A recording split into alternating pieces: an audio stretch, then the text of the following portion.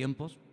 Vamos a estar hablando de todo esto porque vamos a ver que en los últimos tiempos las naciones que son descendientes de Ismael van a jugar un papel tremendo y van a poner casi contra las cuerdas en un callejón sin salida a Israel.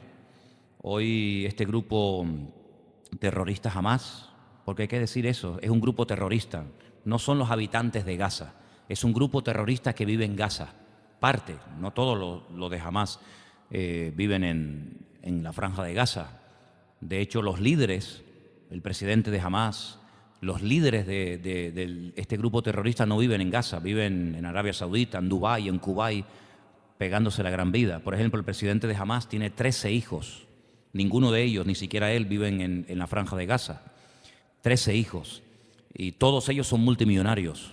El más pequeño de todos se calcula que tiene una fortuna de aproximadamente $2.500. 2.500 millones de dólares, el más pequeño, ¿no? Entonces, bueno, estos son teléfonos, ataca por aquí, ataca por allá. Y la franja de Gaza era un lugar maravilloso.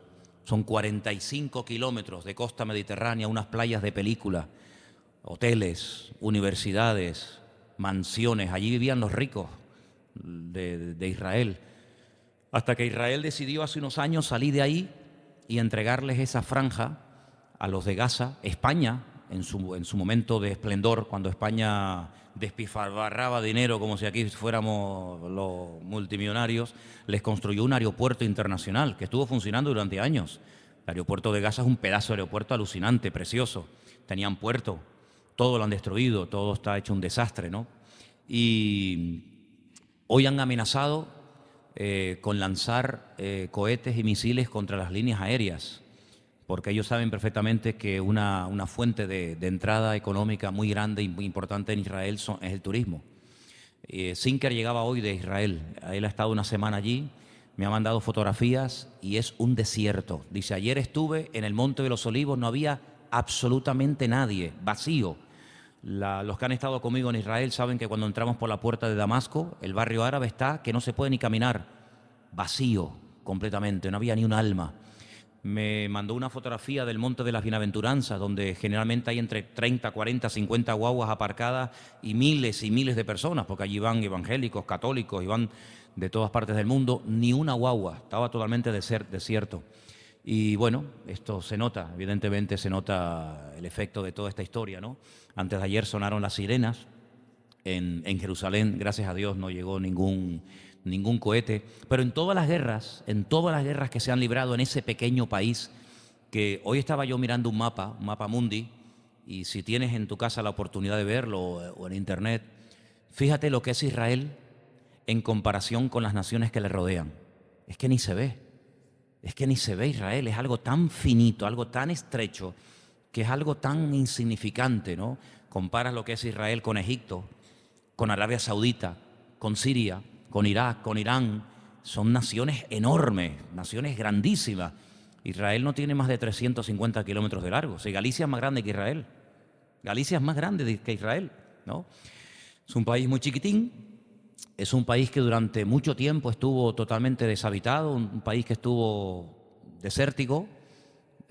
Hay unas declaraciones de Mark Twain, el famoso novelista Mark Twain, que en el siglo XIX fue a Israel y dice, esto es un páramo desértico, aquí no se encuentra nadie, se cogía tifus, malaria, todo tipo de enfermedades en un país que estaba totalmente abandonado, desértico.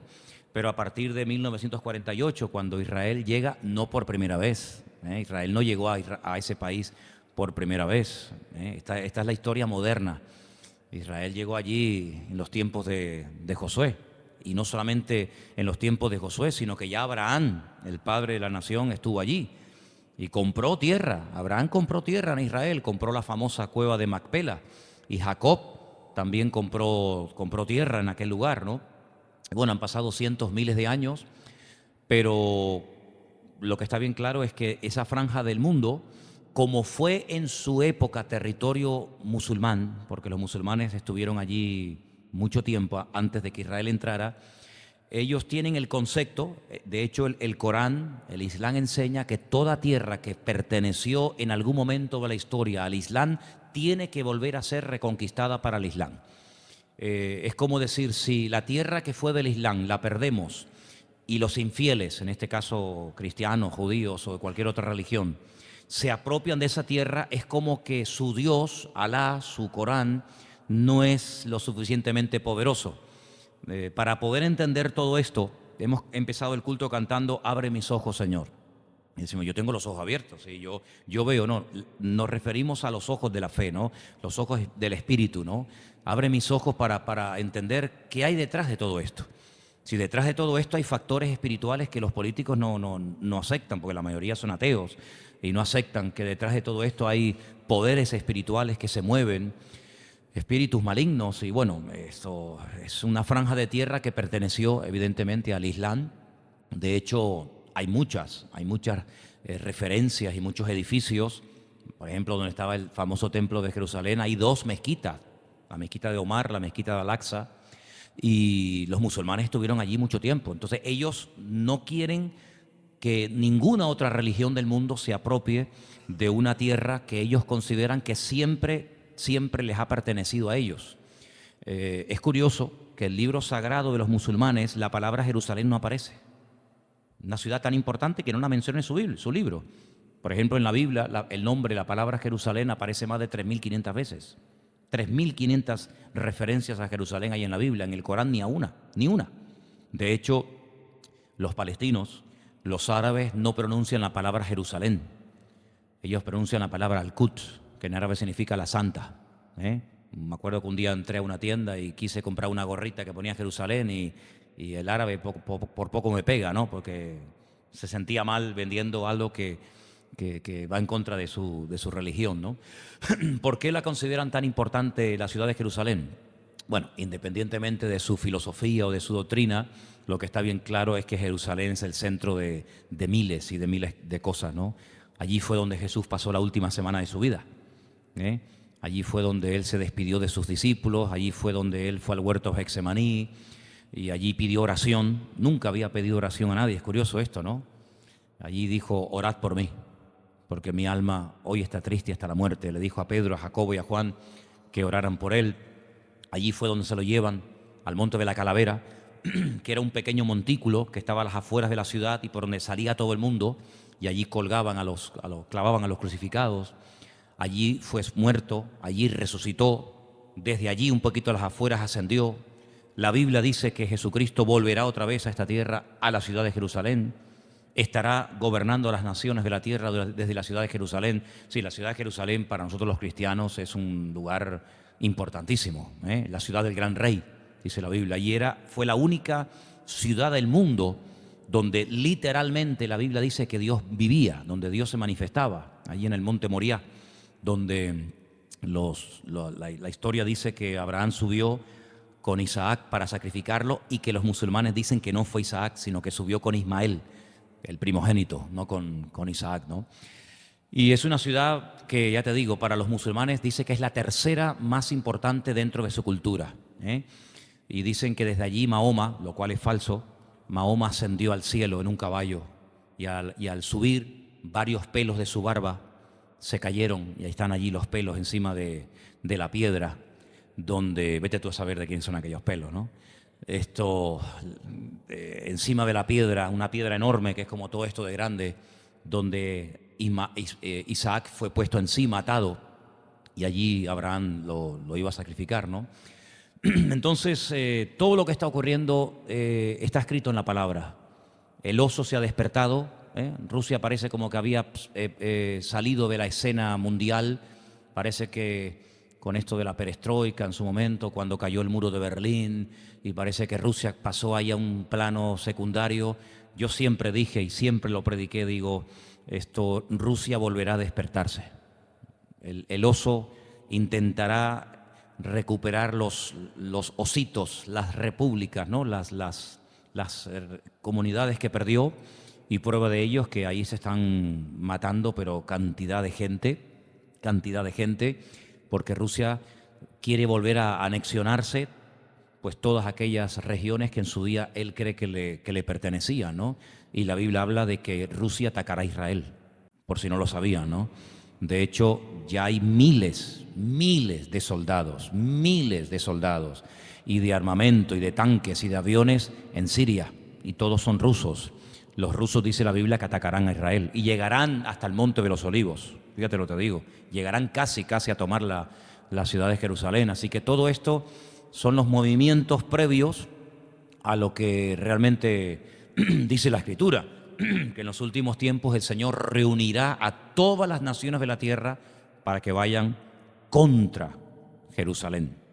Es decir, que todo esto que estamos viendo no es producto de la casualidad. Lo que tenemos que saber es encajar este tiempo en todo el plan de Dios, desde el principio hasta el final. ¿Dónde encaja todo esto?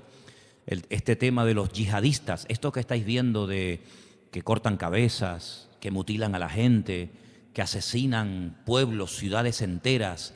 La famosa presa de Mosul, la ciudad de Mosul, pretendían bombardearla y anegar, matar a miles y miles de personas ahogadas. Bueno, este fue el sistema que utilizó Mahoma cuando comenzó el Islam. Si lo que estamos viendo hoy en día en pleno siglo XXI es exactamente igual, es la copia del sistema que utilizó Mahoma hasta que abarcó docenas y docenas de países con el Islam, porque ellos consideran de que todo el mundo tiene que doblegarse ante su Dios y todo el mundo tiene que adorar a su Dios y no hay otro Dios más que Alá y no hay otro profeta más que Mahoma, ¿no? Y Mahoma era un analfabeto, un inculto. Hoy en día lo llamarían un pederasta porque tenía esposas que tenían 8 y 9 años. Así que hoy en día Mahoma sería un pederasta. Y Mahoma era una persona que no sabía leer ni escribir, pero que se casó con una mujer multimillonaria que le reía la gracia a todo lo que decía y todo lo que hacía. Y este hombre entraba en trance y dice que un ángel venía y le daba una serie de visiones y de revelaciones. Qué curioso que la Biblia dice que si un ángel del cielo viene y te predica otro evangelio diferente, no lo creas, porque no es un ángel que viene de parte de Dios. Y entonces ellos tienen en el Corán a muchos personajes de la Biblia. Por ejemplo, en el Corán se habla de Abraham, se habla de Moisés, se habla de Cristo, se habla de María. Pero fíjate el disparate del libro.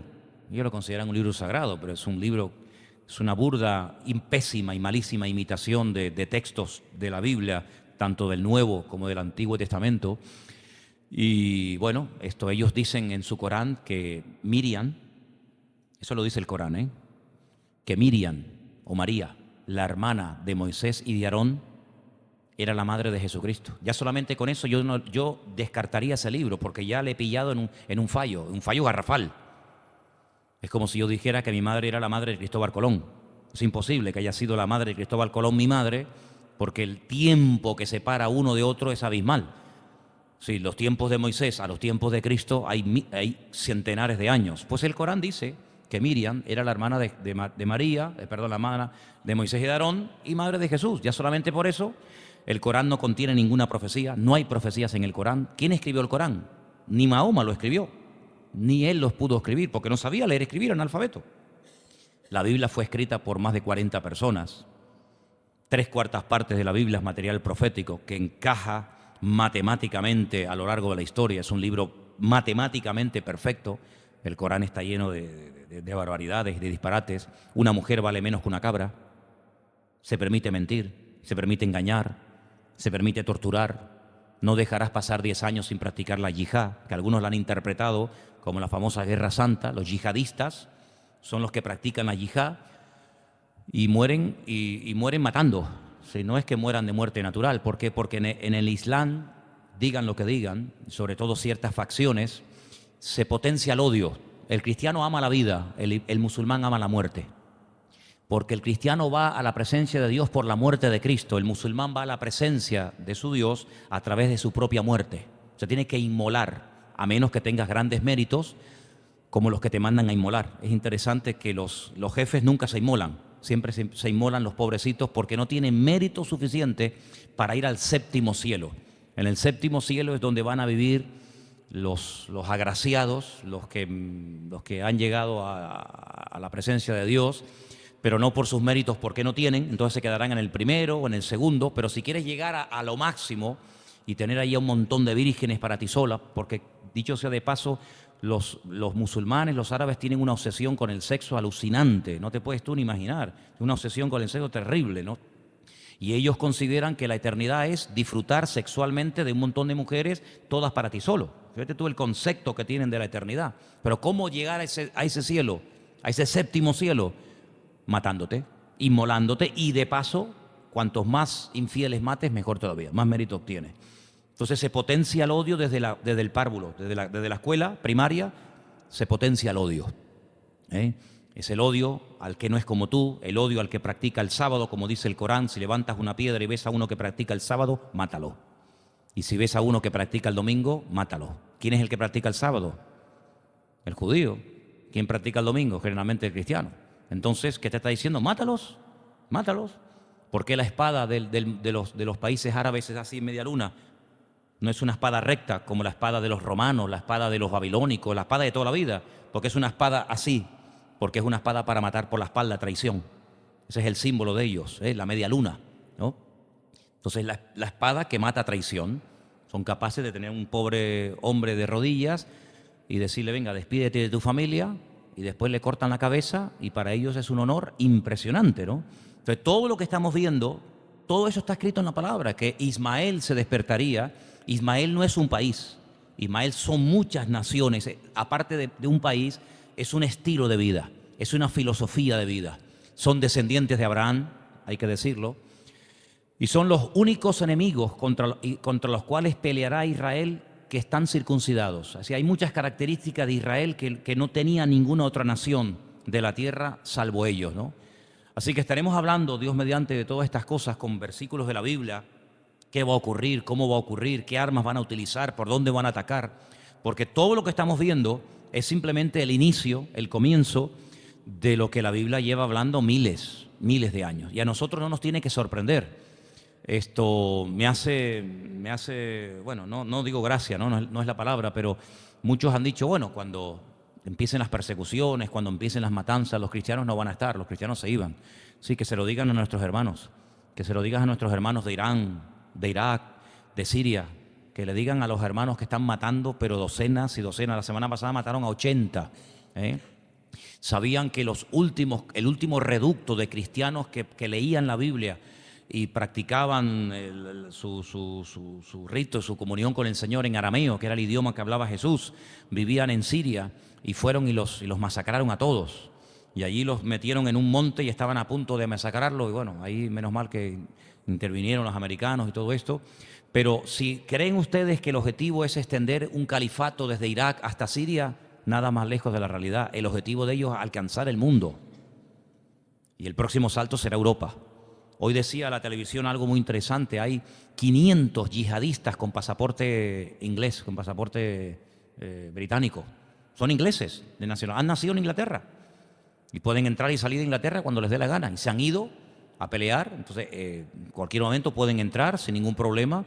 Dice que cada día se apuntan 2.000 europeos a la causa yihadista, 2.000.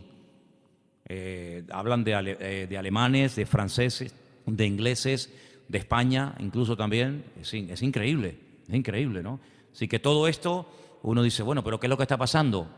Pues lo que dice la palabra, que si aquellos tiempos no fueren acortados, ni uno podría salvarse. Mas por causa de los escogidos, el Señor tiene que acortar los tiempos. Por eso todos, vayas a donde vaya. Ahora hemos estado en Galicia y ha salido el tema, y si lo pregunto aquí ya sé la respuesta cuál va a ser. ¿No tienen ustedes la sensación de que los días pasan como muy rápido? ¿No tienen la sensación de decir: yo, ya, si dentro de 4 meses estamos otra vez celebrando aquí en la iglesia el programa de la Navidad y empezamos el otro día?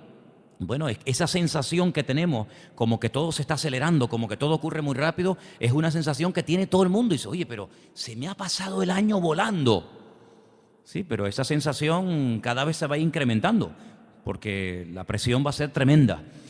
Y lo que le queda al pueblo de Israel ni te imaginas. Si lo peor, ellos lo saben, lo peor está por venir. Lo peor está por venir.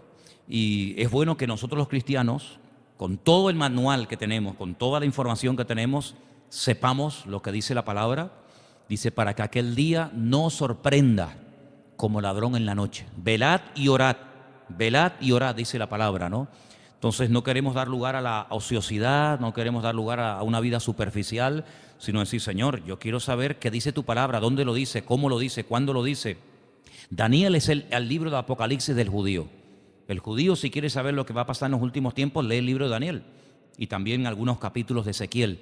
Pero nosotros además tenemos una gran ventaja, y es que tenemos mucha información, muchos detalles que no aparecen en el Antiguo Testamento. ¿Por qué? Porque no tienen el Apocalipsis, no tienen las cartas de Pablo, pero juntando todo ese material profético, juntando todo ese material, es imposible que no sepamos lo que va a ocurrir en los últimos tiempos, ¿no? Así es que, bueno, en estos días ya también le preguntaría algunas cositas a Zinker, que ya digo, llega ahora a las 7, llegaba de allí de Israel, y ya nos contará también un poquito. Sobre todo oremos, hermanos, oremos muchísimo por los hermanos nuestros que están siendo masacrados, oremos por las iglesias, por los pastores, por los jóvenes.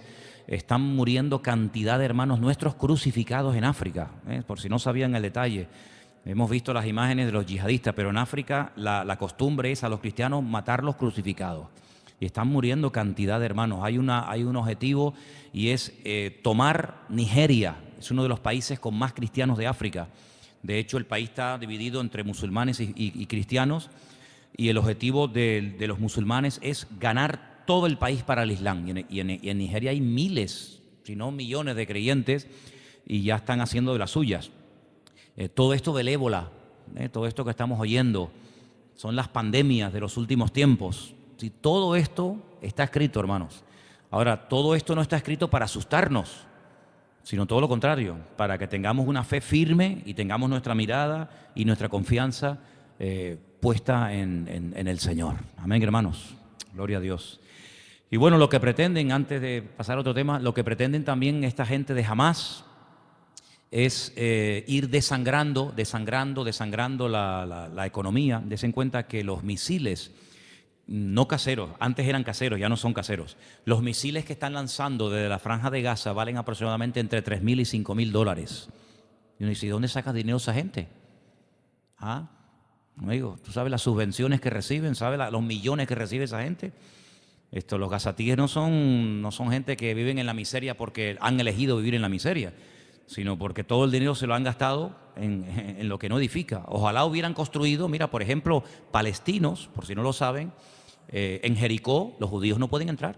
Hay un cartel que pone prohibida la entrada a ciudadanos israelíes. Jericó le pertenece a los palestinos. Belén, ¿a quién le pertenece? A los palestinos. ¿Sí o no? Hay muchas ciudades que le pertenecen a ellos. Todo lo que es el centro de Israel, la gente, no, que están los pobrecitos ahí en la franja. No, pobrecitos. Si 3/4 partes del país le pertenece a la autoridad palestina, eso es lo que no sabe la gente. Todo lo que es la Transjordania, todo lo que era Samaria, eso le pertenece a ellos, ¿verdad? ¿Y qué han hecho ellos? Bueno, en Jericó han construido hoteles de lujo y los turistas van. ¿Qué han hecho, por ejemplo, en Belén? Han construido hoteles de lujo. ¿Qué están haciendo en Nazaret? Construir hoteles de lujo, más baratos que los hoteles de los judíos, y allí va el turismo. ¿Por qué no hicieron lo mismo en Gaza? Cuando tienen 45 kilómetros de costa mediterránea, unas playas de película, allí tienen historia bíblica, allí podrían sacarle el jugo, podrían pegarse la gran vida, cobrando entrada a museos. Allí murió Sansón, allí estaba el templo de Dagón, allí estaban los filisteos, podían sacarle el jugo como otros palestinos lo están haciendo, pero no, se lo han gastado. Ahora, cada misil que ellos lanzan vale entre $3,000 y $5,000. Cada misil que lanza Israel para interceptar los misiles vale entre $30,000 y $50,000. Tú multiplica $30,000 por 1,000 o por 2,000 que han mandado. Eso es una sangría terrible. Aparte, ¿verdad? Si Israel no ataca, Israel es machacada, así literalmente. ¿Por qué? Porque en el artículo número 13 de la Constitución de la Autoridad Palestina dice aniquilación y destrucción total del Estado de Israel. Es un artículo de su Constitución. No vamos a llegar a un acuerdo con esta gente. El objetivo es destruirlos y arrasarlos de la faz de la tierra, a corto o a largo plazo. Entonces, todo esto de las negociaciones, que vamos a pactar, que una tregua de 3 días, que una tregua de 5 días, eso simplemente para volver a reorganizarse, para volver a rearmarse. Hoy han reconocido, después después de tanta masacre y de tanta barbaridad, hoy por fin han reconocido que a esos 3 chicos de 15 años que estaban pidiendo autoestop a las afueras de Hebrón, ellos fueron los que dieron la orden para que los mataran. Hoy lo reconocieron. Desde el primer momento dijeron, no, nosotros no tenemos nada que ver, no, nosotros no hemos sido, hoy por fin lo reconocieron. ¿Qué te parece? Entonces es trágico todo lo que está ocurriendo, pero este es el corazón del hombre. Y como el corazón del hombre es testarudo, como el corazón del hombre es soberbio y no quiere reconocer lo que Dios dice en su palabra, pues las consecuencias las experimentas tarde o temprano. Bueno, de todo esto hablaremos en las próximas semanas. Hermanos, en estos días que he estado en Galicia, un día iba en el coche y estaban hablando acerca del famoso Camino de Santiago. ¿Hay alguien aquí que ha hecho parte o ha hecho el Camino de Santiago en algún momento? ¿Nadie? Bueno, les comento. Parte. ¿De dónde fuiste? ¿De qué parte? Ajá. Camino francés. Hacia León. Ok. Bueno, España, la mitad de España fue musulmana durante 800 años. ¿Ok? Cuando los árabes aterrizaron en España, no es que no hubiera árabes siempre hubo en España, pero cuando llegaron los que conquistaron España, se establecieron 800 años. Los judíos llevaban 1500 años viviendo en España cuando ellos llegaron, para que sepan. De hecho, en España hay muchísimos lugares que todavía tienen nombres que recuerdan que este país fue país de judíos, moros y cristianos, como se solía decir, ¿no? Tenemos el Valle Hebrón allí en Cataluña, tenemos Montjuïc, es el monte de los judíos, tenemos el río Ebro, el río de los hebreos, etc. Y cuando ellos llegaron a España, España estaba dividida interiormente. Esto que llamamos España, esto fue un invento que funcionó en su momento, pero España era un país de reinos.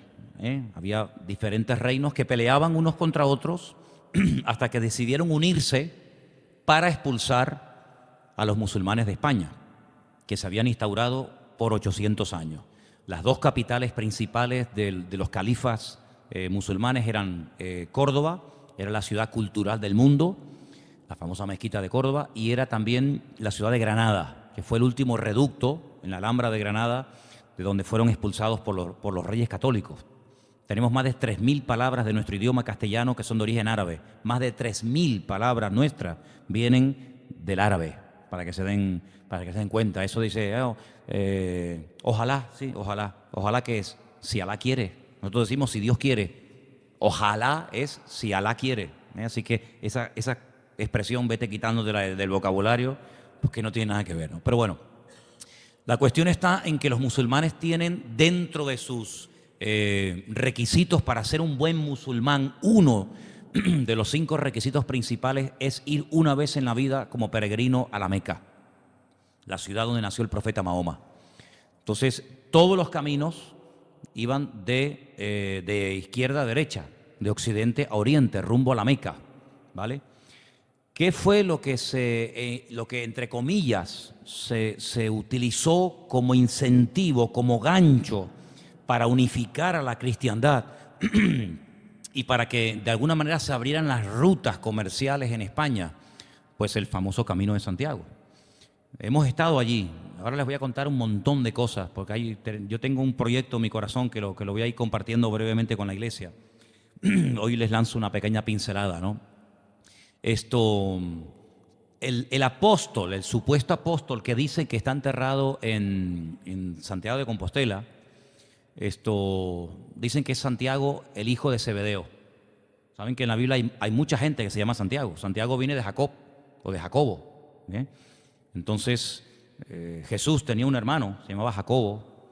Hay varios Jacobos en la Biblia, pero el Jacobo o el Santiago que dicen que está enterrado en Galicia es el hijo de Zebedeo. O sea, cuando Jesús decía Pedro, Jacobo y Juan, ese Santiago, ese es el que ellos dicen que está allí. La leyenda dice que Santiago, antes de ser decapitado en Jerusalén, porque la Biblia dice que a Santiago lo mató Herodes y a Pedro lo tenía en la cárcel. Pero la iglesia oró durante la noche por Pedro, salió de la cárcel y el Señor lo liberó. Pero a ese Santiago que Herodes mata, antes de ser muerto, yo te digo lo que cuenta la leyenda, ¿vale?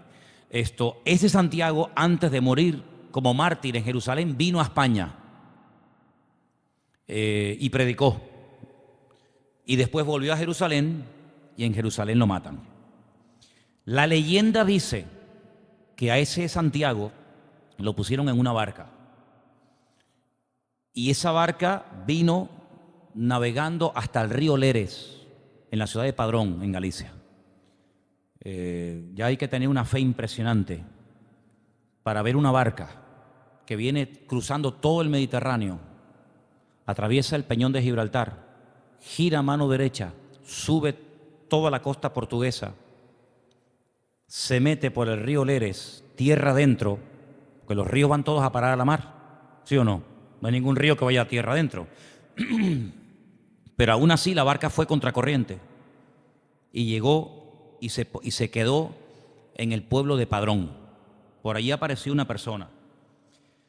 Comentó al obispo de la época que había encontrado a un... Claro, si Santiago murió en el año 44, aproximadamente, de la era cristiana, yo te estoy contando una historia del siglo VIII, después de Cristo. ¿Sí? Desde el 44 que muere hasta el 800 después de Cristo, son muchos años, ¿eh?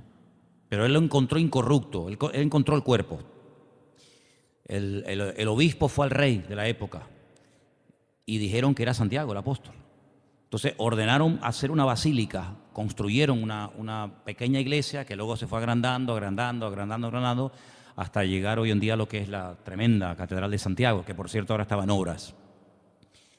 Siglos más tarde, en plena dominación musulmana, ese apóstol que supuestamente estaba allí enterrado, se aparece montado en un caballo blanco, con una espada en la mano, y ayudó a las tropas españolas a liberarse en diferentes batallas de la opresión musulmana. Esta es la leyenda de Santiago el apóstol. A raíz de eso comienzan desde toda Europa peregrinaciones a la inversa. En vez de ir de occidente a oriente, ahora la idea era tener algo que atrajera a la gente para que vinieran al fin de la tierra, hasta Finisterre, a visitar al apóstol. Cuando el día del apóstol cae en domingo, que es cada 5, a veces cada 6 años, a veces cada 11 años, se considera que ese año es año jacobeo. Y entonces se le da a la gente la indulgencia plenaria, es decir, el perdón de los pecados, ¿vale? La veneración que recibe ese supuesto muerto, el que esté allí en Santiago, no se pueden ustedes ni imaginar. Eso es algo impresionante. 2.000 personas cada día llegan a Santiago de Compostela a visitar al apóstol Santiago. Cuando yo comienzo a oír todas estas cifras de la cantidad de jóvenes que vienen, de las naciones, de no sé qué en cuánto, oye, yo recibo un impacto en mi corazón y yo digo, Señor, esto tenemos que hacer algo. Algo tenemos que hacer. Recuerdo que hace muchos años alguien me comentó que por el camino, por uno de los caminos, que se llama el camino francés, porque viene desde Francia y atraviesa toda España, alguien compró una casa y la dedicó para evangelizar y para atender a los peregrinos. Me voy a predicar una mañana, un domingo, a una iglesia y le hago este comentario a este hermano y me dice, yo sé quién es ese hermano. Digo, dame su teléfono. Llamo a este hermano y resulta que hay un brasileño que lleva 25 años viviendo en Galicia, pero en los últimos 15 años de su vida solamente se ha dedicado a tener un hostal, un hospedaje, donde le da cama, cena y desayuno gratis a todos los que pasan por ese camino. He hablado con él en varias ocasiones, la última vez fue ayer. Se llama Natán, como el hijo de Inma y de Genaro. Me dicen, por la puerta de mi casa pasan cada día 900 personas. Él se pone con una mesa y les reparte botellas de agua, trocitos de fruta, té, café. Dicen, estos 15 años, cada vez que le habla a una persona y le pregunto, ¿cuál es el motivo por el cual usted va a Santiago de Compostela? No todos, pero muchos te dicen, bueno, vamos porque estamos buscando algo, algo espiritual. Porque hay muchas leyendas y muchas cosas alrededor de esto. Dice, nunca en estos 15 años que le he pedido a una persona, ¿puedo orar por usted? Nunca nadie me ha dicho que no. Ha orado por futbolistas, ha orado por toreros, ha orado por famosos, ha orado por empresarios, ha orado por gente normal. Entonces me pongo en contacto con él y me dice que esta casa que ellos tienen en pleno Camino de Santiago, esto es una casa que vive por fe, de donativos que la gente deja, pero también se sustenta con voluntarios.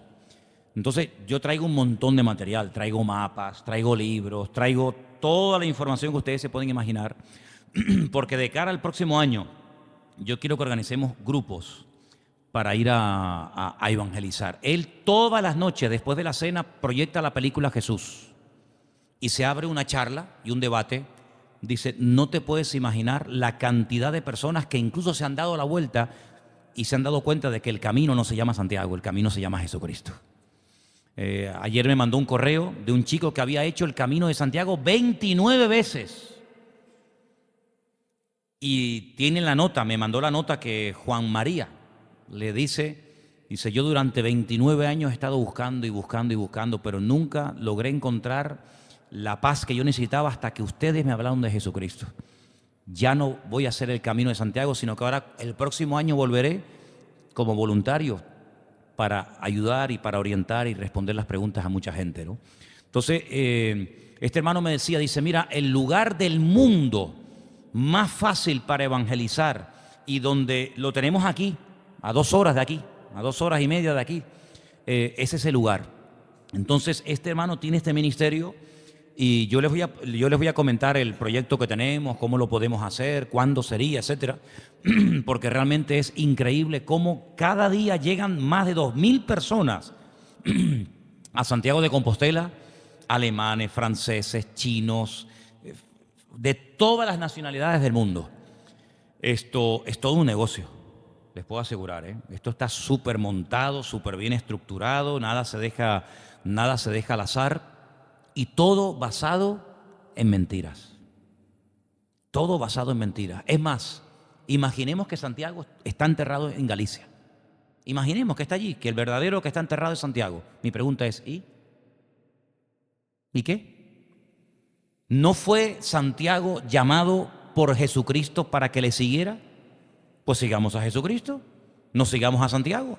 Pero lamentablemente la gente a veces se deja arrastrar y seducir más fácilmente por la mentira, por el esfuerzo, porque es algo que tú haces. Yo camino, las ampollas, me duele la espalda, y las montañas y los ríos, que simplemente decir, Señor, creo en ti y sé que todos los sacrificios y todas las cosas que yo pueda hacer, como dice la Escritura, son trapos de inmundicia, porque es a través de la sangre de Jesucristo y de la fe en Dios que obtenemos el perdón de nuestros pecados. Si yo no tengo que caminar, bueno, ahora han puesto un mínimo.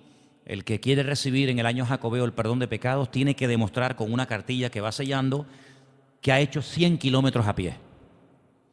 Y si vas en bicicleta, 200. Es decir, que volvemos otra vez a los yihadistas. El yihadista no tiene seguridad de salvación. Para poder llegar al séptimo cielo tiene que inmolarse. Este señor tiene que caminar 100 kilómetros para poder obtener el perdón de los pecados. Y yo digo, ¿y Cristo en todo esto dónde lo metemos? Porque Él dice, venid a mí, no vayas para allá, para acá, para la Meca, para Santiago, para esto, sino venid a mí. Estás trabajado, estás cargado, estás agobiado, estás buscando algo. Oye, todo el mundo en la vida buscamos algo. Unos a los 20, unos a los 30, unos a los 40. Pues si estás buscando algo, búscalo en quien tienes que buscarlo, en la fuente verdadera. Y la fuente se llama Jesucristo. ¿Cuántos dicen amén? Entonces, él tiene una página web, los que tengan opción a verla, se llama lafuentedelperegrino.com. Ustedes entran ahí y ven fotografías, ven la casa, lafuentedelperegrino.com. Y yo quiero el año que viene, no solamente jóvenes, sino hermanos y hermanas que tengan claras las ideas. Él enseña a compartir tu testimonio en 3 minutos. Él tiene fuera de la casa como un pequeño descampado con hamacas, donde atienden a los peregrinos, allí se cantan canciones y en 3 minutos le das tu testimonio. Se ora por la gente, los peregrinos dicen, ustedes son el único hospedaje gratuito que no solamente dan cama, sino que dan cena y desayuno gratis. ¿Y por qué lo hacen? Y ahí entra, ¿no? Pues mira, por el amor a Dios, por el prójimo, etcétera, etcétera. 900 personas pasan cada día por la puerta de su casa. Es impresionante. La casa la tienen en Lugo, en el Camino Francés, ¿vale? Entonces, yo me puse en contacto con un matrimonio que fue con nosotros a Israel. Él es médico, trabaja en un hospital en Ponferrada, a 200 kilómetros de Galicia, en provincia de León. Y allí, en ese lugar, es donde en un principio yo pensaba partir rumbo a Santiago antes de entrar en contacto con este hermano. Y allí en ese lugar, en Ponferrada, hay un castillo impresionante de los famosos templarios. ¿Quiénes eran los templarios? Los templarios eran los soldados curas o los curas soldados que protegían al peregrino de los peligros, y allí están las armaduras, allí están todas las cosas. Y hermanos, la verdad es que este país, a pesar de que no es un país demasiado grande, tiene tanto trasfondo espiritual, tantas cosas que uno se queda loco diciendo, Dios mío, cada año vienen millones. Porque no es que en julio y en agosto, por el buen tiempo del verano, venga la gente cruzando todos los Pirineos en plena verano a España, sino que es todo el año. Los 365 días del año hay gente que va a caballo, a pie, en bicicleta o como sea, para poder llegar hasta el fin de la tierra. Allí te dan la conchita, ¿no? La famosa vieira, que era lo que el peregrino se colgaba en el cuello y era la forma de demostrar que había hecho el Camino de Santiago. Conocimos a una ucraniana. Estábamos un día en Pontevedra tomándonos algo y salió el tema, una parejita que había al lado de nosotros. No sé por qué fue el tema de Israel o algo. Estaban hablando de Israel y yo digo, como hablan de Israel, aquí me tienen. Y entramos en el tema. Ella había venido muy desilusionada de Santiago, decía que estaba buscando algo. La gente que está buscando es más de la que nos podemos imaginar. Lo que pasa es que como que da vergüenza. Uno siempre quiere mantener una imagen como que no, yo respeto, pero no me interesa. Esos a veces son los que más necesitados están. Hay mucha gente que está buscando en caminos equivocados. Hay gente que está buscando experiencias y nosotros los cristianos no buscamos experiencias, nosotros buscamos al Señor. El que busca experiencia, si la encuentra, bien, pero ¿y si no la encuentras? Yo creo que la mayor y la mejor experiencia que un ser humano, que un hombre, que una mujer puede tener en esta vida es conocer a Cristo. Cuando tú conoces a Cristo, tú sabes el papel que jugó Santiago. Oye, cuidado, o sea, hay que respetar. Es un personaje bíblico como Abraham, Moisés, como María, como Magdalena, como Pablo. Pero yo sé ubicar la función que cumplió cada uno. Yo sé para lo que Dios puso a un hombre llamado David, pero yo no voy a venerar a David. Y para mí David es, vamos, tremendo. Y Abraham, el amigo de Dios, pero el que yo respete y quiera imitar la fe de Abraham no significa de que yo voy a venerar a Abraham. Entonces el Señor fue utilizando a hombres y a mujeres a lo largo de la historia, pero que cuando yo lo tengo a Él, cuando yo tengo al Señor en mi vida, yo sé que hay personas que Dios utilizó, unos con milagros, unos de una forma, otros de otra, pero no dejaron de ser seres humanos. Todos los discípulos que tuvo el Señor, a todos, salvo Judas, lógicamente, Iscariote, a todos los respetamos y todos creemos que fueron importantes y todos murieron prácticamente como mártires, salvo Juan, que murió de muerte natural. Pero de ahí que los respetemos, a que los adoremos y los veneremos, hay un abismo. Al Señor tu Dios adorarás y a Él solo servirás, dice la Escritura. Entonces, claro, hace poco hemos estado hablando en la iglesia de Jacob. A mí me gustaría tener la fe y el arrojo y el valor de Jacob, pero yo no voy a adorar en mi vida a Jacob, ni mucho menos. Yo voy a adorar al Dios de Jacob. Es como el que adora al sol. Oiga, usted quiere adorar al sol, usted es libre, como si quiere adorar a la cabra que tiene amarrada en el redil. Pero yo voy a adorar al creador del sol. En vez de al sol, yo adoro al creador del sol, ¿no? Y entonces es muy importante que tengamos claras las ideas. Yo veo que a veces hay personas como que no tienen todavía claro ni siquiera quién fue Jesucristo. He estado haciendo un estudio, he tenido mucho tiempo, lógicamente, para leer y para estudiar. Y una de las doctrinas, de hecho a veces me mandan mensajes, personas y me hacen preguntas, una de las doctrinas, no doctrina, pues no es una doctrina, sino una de las cosas en las cuales creemos que hay creyentes que no lo tienen claro, es por ejemplo con el famoso tema de la Trinidad. y he preparado un estudio y le he dicho, Señor, dame sabiduría para poner ejemplos y para poder explicar este concepto que parece a priori tan complicado, pero es mucho más sencillo de lo que tú te puedas imaginar. La Trinidad. Hay aquí en Tenerife, por aquí por la iglesia, pasó una gente para mí encantadora, eran colombianos precisamente, pero que un día, hablando con ellos, me dijeron, no, nosotros solamente creemos en Jesús. Nosotros no creemos en Dios, en el Padre, ni creemos en el Espíritu, sino solamente en Jesús.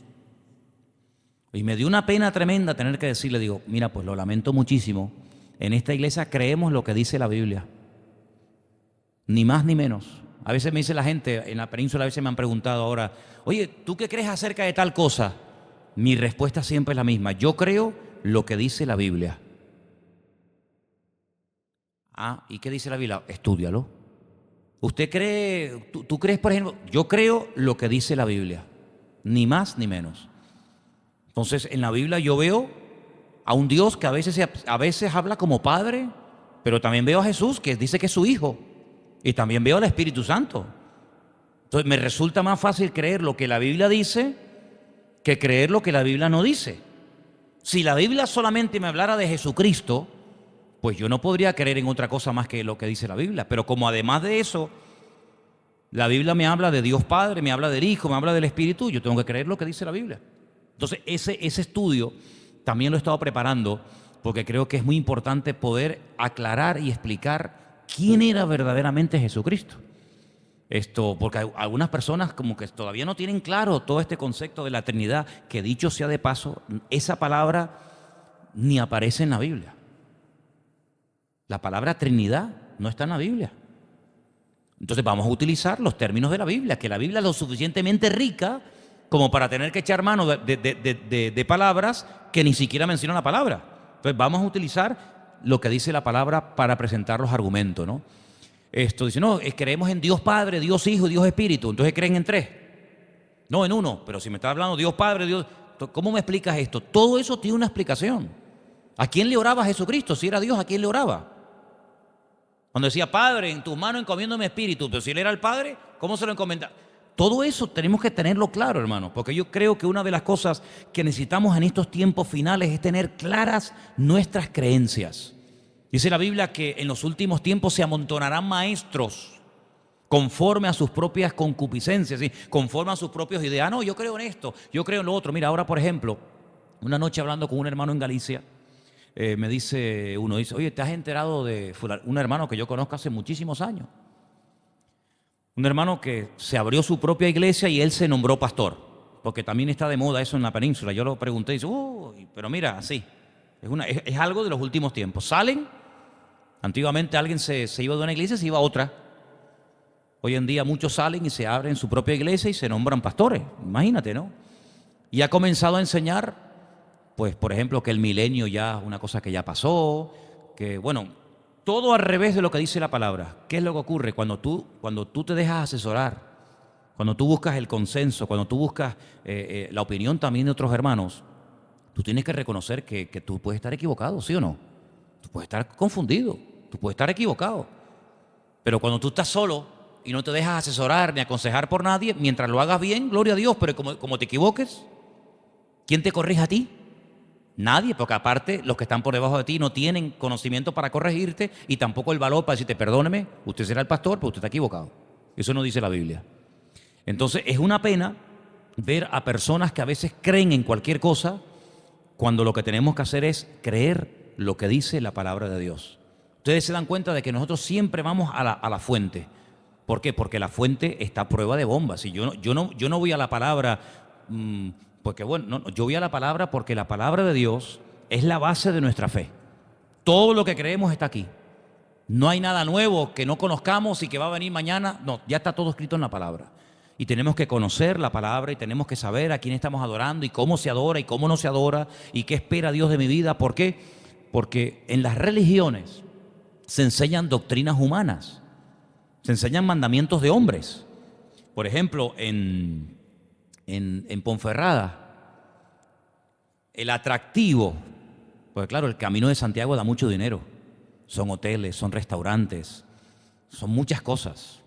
Entonces, cada sitio tiene que tener un gancho para atraer a la gente, porque si el camino pasa por allá y yo monté un restaurante aquí, o tenemos un pueblo y por aquí no pasa el camino, tengo que tener algo que atraiga a los del camino, porque me van a venir 1000 personas todos los días por la puerta de mi bar o de mi hotel.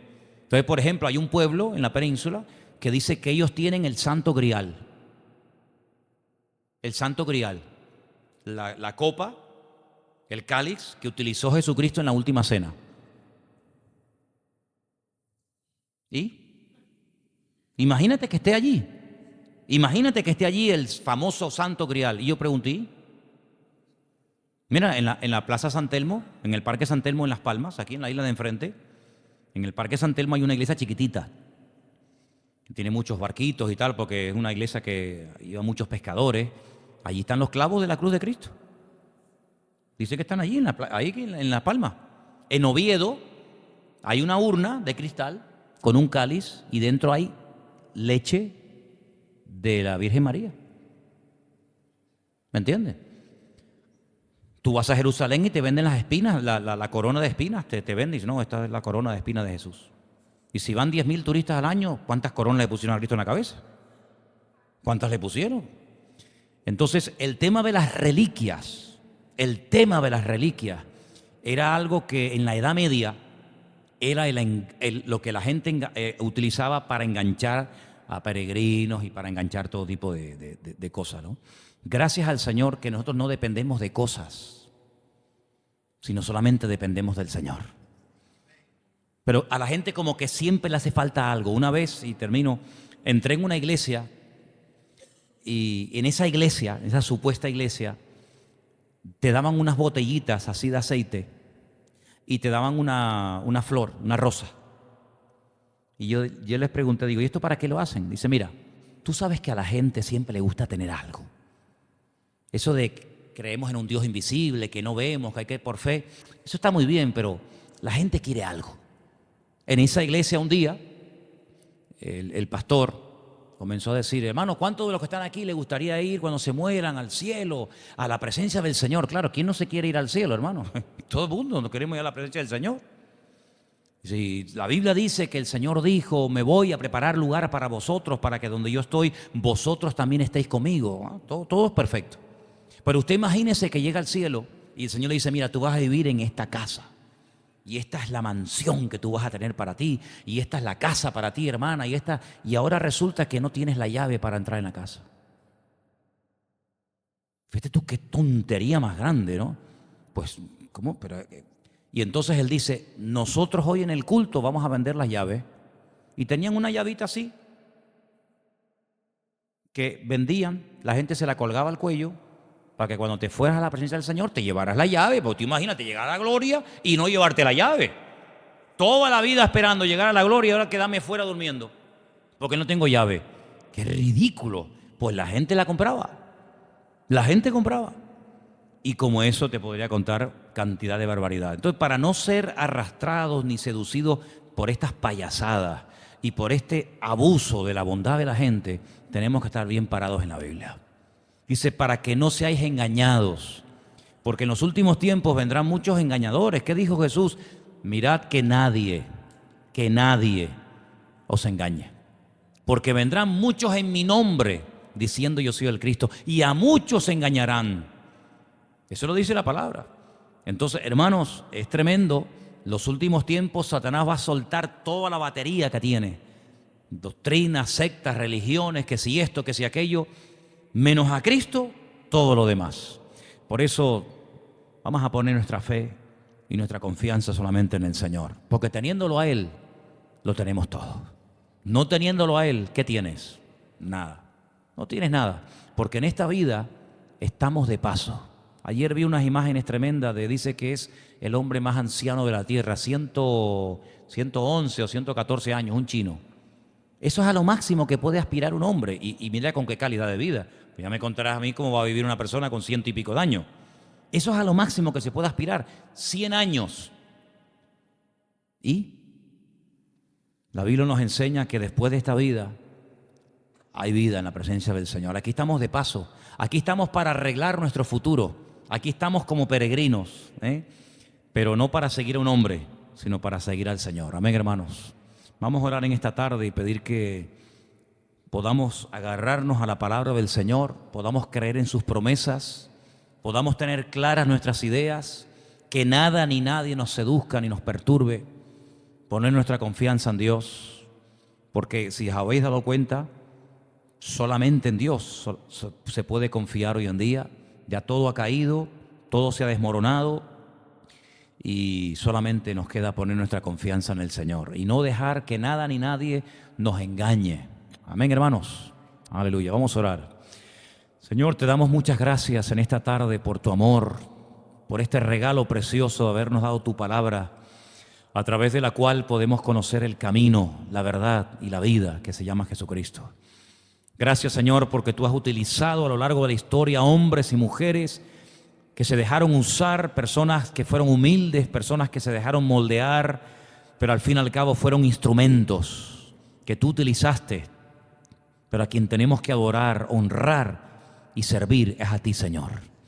Y en esta tarde queremos darte gracias por la salvación tan grande que tú nos has dado en Cristo Jesús. Tú has perdonado todos nuestros pecados, tú has aclarado todas nuestras dudas, has abierto nuestros ojos y en esta tarde nos regocijamos de poder estar en este lugar alabando tu nombre. Señor, te pedimos una vez más por todos los jóvenes que están hoy en día en el campamento, que tú también te reveles y te manifiestes a sus vidas, que puedan ser renovados, fortalecidos en la fe y que puedan venir, Señor, el próximo domingo a la iglesia, pues gozosos, contentos y con ganas de servirte y de honrarte a ti, Señor.